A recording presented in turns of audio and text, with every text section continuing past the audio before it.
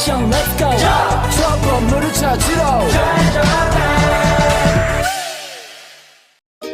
Halo teman-teman semuanya, perkenalkan nama saya Eka Sabrina Rivianti Wahyuningsih dengan NIM 2310112810. Nama saya Septina Sari dengan NIM 2310112824. Di sini kita berdua akan menjelaskan materi tentang persamaan fungsi kuadrat.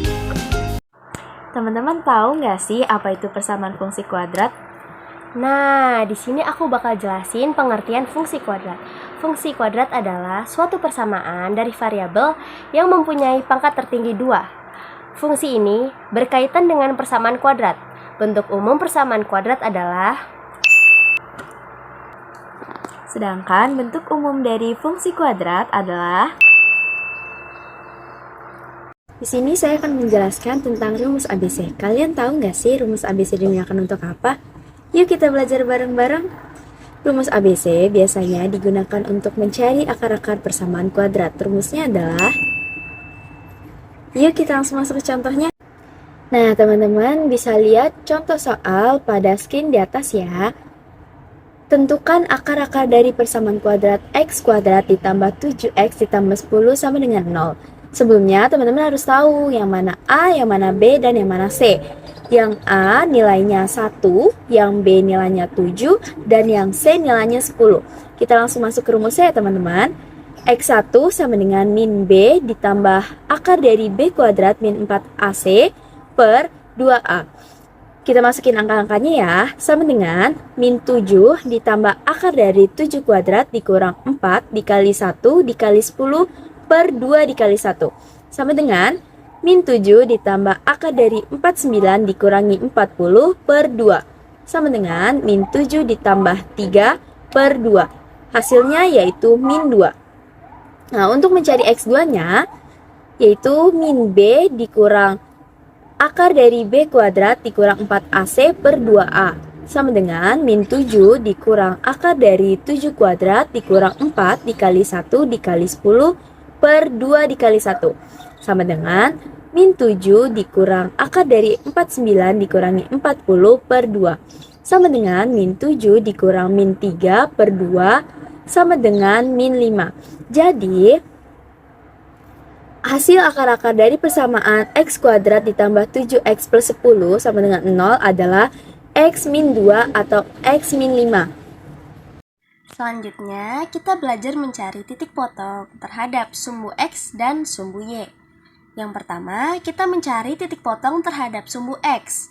Oke, kita kerjain soalnya yuk. Diketahui, grafik Y sama dengan X kuadrat plus 2X min 3. Ingat ya teman-teman, kalau terhadap sumbu X, Y-nya sama dengan 0. Jadi, X kuadrat plus 2X min 3 sama dengan 0. Langkah selanjutnya, kita faktorkan dengan cara kalau dikali menghasilkan min 3 dan jika dijumlahkan menghasilkan plus 2. Berapa angkanya teman-teman? Ya, betul, plus 3 dan min 1. Oke, 3 dikali min 1, min 3. 3 dikurangi 1, 2. Karena dia pakai huruf X, maka kita tulis X di depan angka plus 3 dan min 1. Kalau disama denganin namanya akar, jadi X sama dengan, karena dia plus jadi min 3, X sama dengan, karena dia min jadi plus 1. Jadi titik potong terhadap sumbu X itu min 3,0 dan 1,0. Nolnya dari nilai Y ya teman-teman. Soal berikutnya, kita mencari titik potong terhadap sumbu Y. Kalau terhadap sumbu Y, berarti X-nya sama dengan 0. Jadi, Y-nya 0 dikuadratin plus 2 dikali 0, min 3, gitu ya. 0 dikuadratin 0, 2 dikali 0 juga 0. Jadi, Y-nya sama dengan min 3. Titiknya kita tulis X, Y, X-nya 0 dan Y-nya min 3. Kita masuk ke materi grafik fungsi kuadrat. Di sini saya akan menjelaskan cara mencari titik puncak atau titik balik. Pertama-tama, kita cari terlebih dahulu nilai sumbu simetri X dengan rumus min B per 2A. Selanjutnya, kita cari nilai sumbu Y atau nilai ekstrem. Rumusnya yaitu D per min 4A. Langsung kita masuk contohnya ya. Tentukan titik puncak x kuadrat min 4x ditambah 3. Nah, kita mencari titik sumbu simetri x-nya dulu. Rumusnya min b per 2a.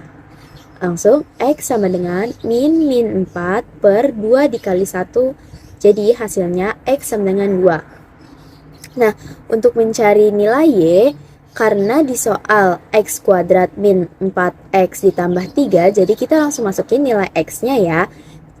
Di situ di x tertera bahwa nilainya yaitu 2. Jadi 2 kuadrat min 4 dikali 2 ditambah 3 sama dengan y sama dengan min 1. Jadi titik balik antara x dan y yaitu 2, min 1. Kita lanjutkan masuk ke materi determinan atau diskriminan. Determinan atau diskriminan bisa digunakan untuk menentukan posisi grafik terhadap sumbu x. Rumus diskriminan adalah D sama dengan B kuadrat min 4AC. Masih ingat kan posisi ABC-nya? Nah, jika kita sudah hitung determinan atau diskriminannya, jika D lebih dari 0, maka grafik akan memotong di sumbu X di 2 titik.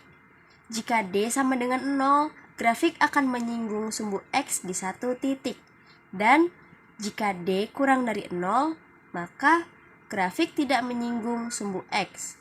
Berikut, kita bisa lihat pada layar di atas. Selanjutnya, posisi grafik terhadap sumbu Y. Jika B sama tandanya dengan A, kurvanya berada di kiri sumbu Y. Jika B berbeda tanda dengan A, kurvanya berada di kanan sumbu Y. Selanjutnya, jika B-nya 0, maka kurvanya tepat pada tengah-tengah sumbu Y. Jika C-nya positif, kurva akan memotong sumbu Y positif. Jika C-nya negatif, kurva akan memotong sumbu Y negatif. Audio Jungle.